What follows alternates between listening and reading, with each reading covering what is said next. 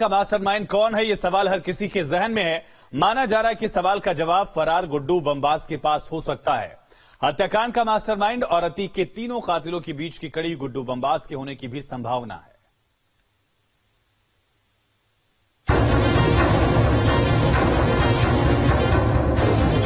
अतीक अशरफ हत्याकांड की उलझी गुत्थी सुलझने का नाम नहीं ले रही है। इस हत्याकांड की पहली का जवाब फरार बमबाज गुड्डू मुस्लिम के पास हो सकता है, जिसका सुराग नहीं लग पा रहा है।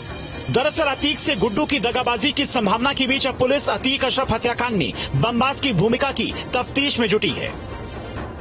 इसके पीछे लंबी ताकतें हैं, इसके पीछे लंबा खेल है और कहीं ना कहीं अतीक अहमद और अशरफ की जबान बंद करना ही मुख्य मकसद नजर आता है। इसमें बहुत दिनों से इस तरह की धारणाएं यहाँ प्रयागराज में मीडिया सर्किल्स में, पुलिस सर्किल में घूम रही हैं कि असद की निशानदेही गुड्डू मुस्लिम ने ही की थी। और अगर ये बात सच है तो ये जो हत्यारे और जो भाड़े के हत्यारे अतीक अहमद और अशरफ को मारने के लिए आए थे, उनके पीछे अगर गुड्डू मुस्लिम की भी कोई कड़ी मिलती हो तो इसमें बहुत आश्चर्य की बात नहीं। अतीक की तीनों कातिलों में से एक अरुण मौर्य असद के शेरे अतीक ग्रुप से जुड़ा था। संभावना जताई जा रही है कि कासगंज का रहने वाला अरुण मौर्य असद के संपर्क में बमबाज गुड्डू मुस्लिम के जरिए ही आया होगा। ऐसे में संभावना इस बात की भी है कि अतीक अशरफ हत्याकांड का मास्टरमाइंड से गुड्डू मुस्लिम मिला हो। इसी माफिया या सफेद पोश के ऑर्डर पर गुड्डू मुस्लिम ने तीनों शूटर से अतीक अशरफ हत्याकांड को अंजाम दिलवाया हो।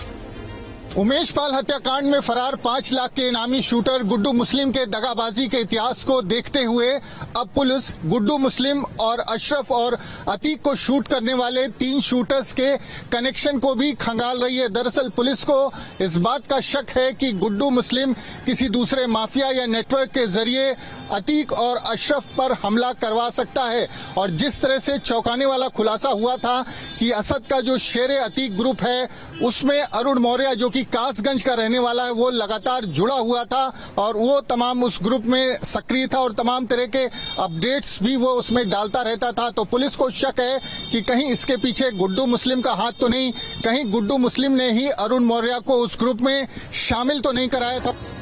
इससे पहले भी गुड्डू बमबाज जिन माफियाओं के साथ रहा उन सभी का अतीक की तरह से अंत हो गया। इनमें पूर्वांचल के बाहुबली सत्येंद्र सिंह, माफिया संतोष सिंह और डॉन श्री प्रकाश शुक्ला इस लिस्ट में शामिल हैं। साफ है कि जब तक गुड्डू बमबाज की गिरेबान तक पुलिस के हाथ नहीं पहुंचते तब तक अतीक अशरफ हत्याकांड का राज नहीं खुल सकता। सूत्रों की माने तो असद गुलाम की मुखबरी भी गुड्डू मुस्लिम ने की थी।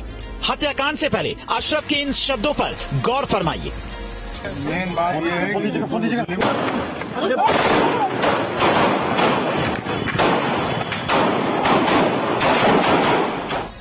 Team news state. Atiq Ahmed द्वारा प्रयागराज और दूसरे जिलों में लोगों की कब्जाई जमीन को लोगों को वापस दिलाने के लिए सरकार आयोग का गठन कर सकती है और इसको लेकर तैयारियां भी जोरों पर हैं। माफिया अतीक अहमद के द्वारा कब्जा की गई जमीनें पीड़ितों को लौटाई जा सकती हैं। इस पर योगी सरकार मंथन कर रही है। बताया जा रहा है कि इसके लिए प्रदेश सरकार आयोग का गठन करेगी। इसकी रिपोर्ट पर कब्जा की गई जमीनें लौटाने का निर्णय लिया जाएगा।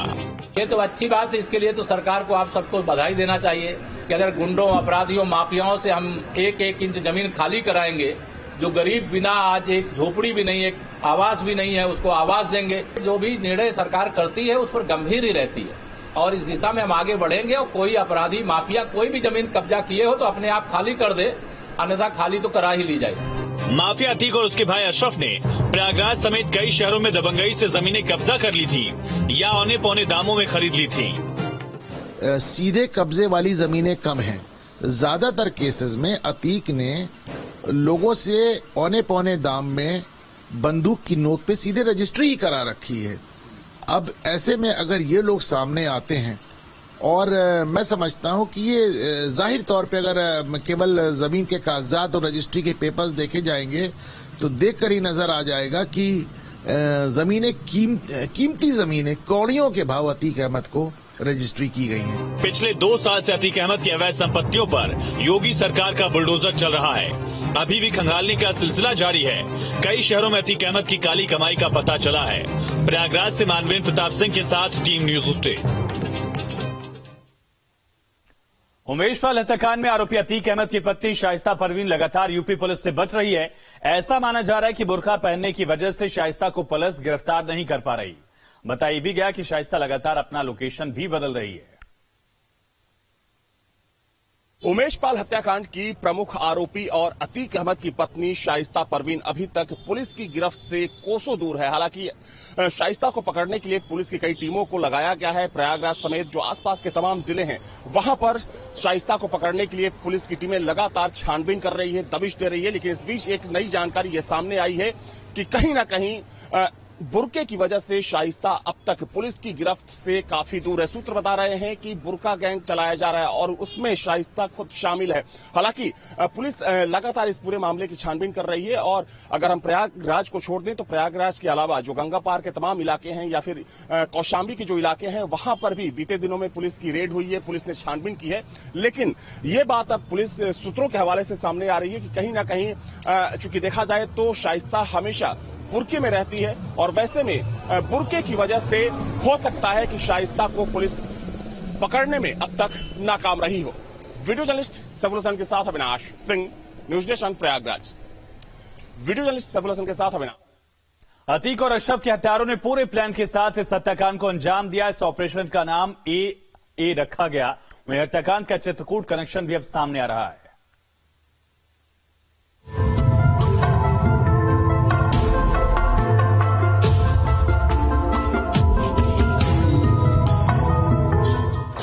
अतीक के हत्यारों का बड़ा खुलासा, होटल में दिया फर्जी पता, चित्रकूट के पते पर बनवाया फर्जी आधार कार्ड, होटल से मिला पुलिस को सुराग।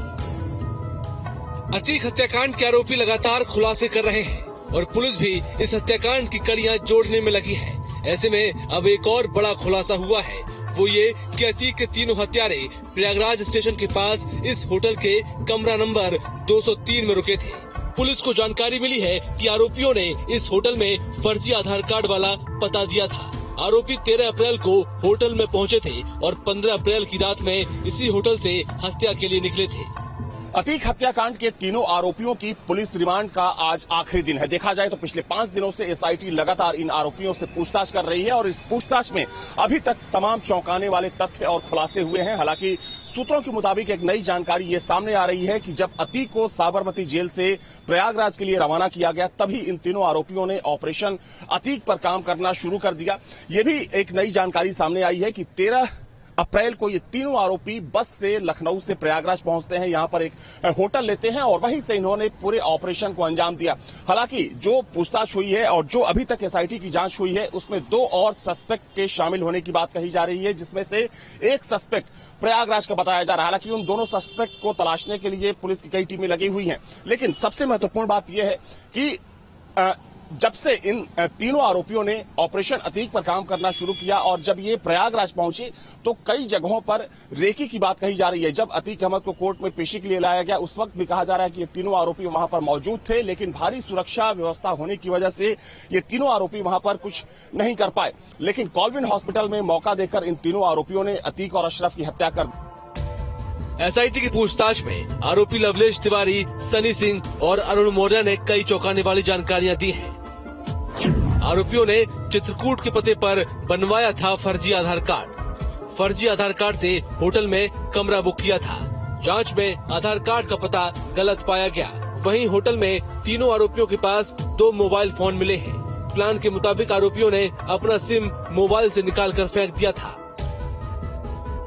हालांकि अब पुलिस फेंकी गई सिम को तलाशने में जुटी है, तो वहीं फर्जी आधार कार्ड में दर्ज पते के आधार पर चित्रकूट में भी अपनी जांच